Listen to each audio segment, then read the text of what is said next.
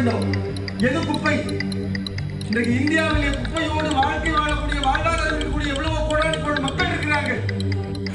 2 நாளைக்கு முன்னால ஒருத்தர் ஒரு நாயை அடிச்சு கொண்டாரு, ஒரு விவசாயியை கைது பண்ணார். உங்களுக்கு தெரிஞ்சிருக்கும் மதுரையில் நடந்த சம்பவம். ஏன் சொல்றேன்னா, இருக்கிற அனைத்து இந்திய அண்ணா திராவிட முன்னேற்ற கழகத்தினுடைய பொதுச் செயலாளர், எளிய மக்களின் நாயகர், புரட்சி தமிழர், முன்னாள் முதலமைச்சர், தமிழக எதிர்கட்சியினுடைய தலைவர், மாண்புமிகு பெருந்திரளாக இங்கே திரண்டிருக்கிற பெரியோர்களே, தாய்மார்களே, இளைஞர் பெருமக்களே, எஸ்டிபி கட்சியினுடைய ஆற்றல் மிகுந்த இந்த நாட்டுடைய மதச்சார்பின்மை பாதுகாக்கப்பட வேண்டும்.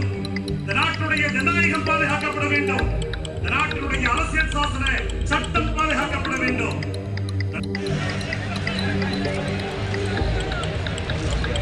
பொன்மனச்செம்மல் புரட்சி தலைவர் எம்ஜிஆர் அவர்களையும்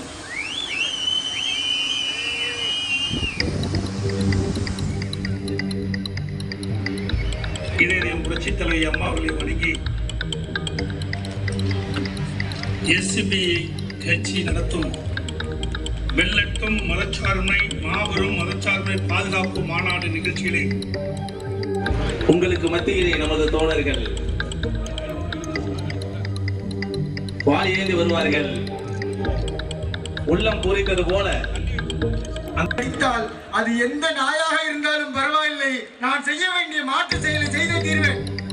தவறு சரி என்பது அடுத்த கட்டம் என்பதை சொல்லிக்கொண்டு பயத்திலிருந்து விடுதலை.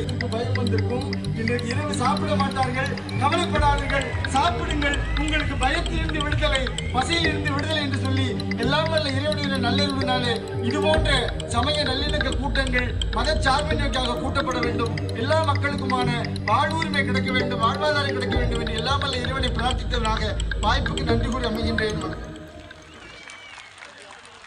நன்றி அடிகளார் அவர்களுக்கு.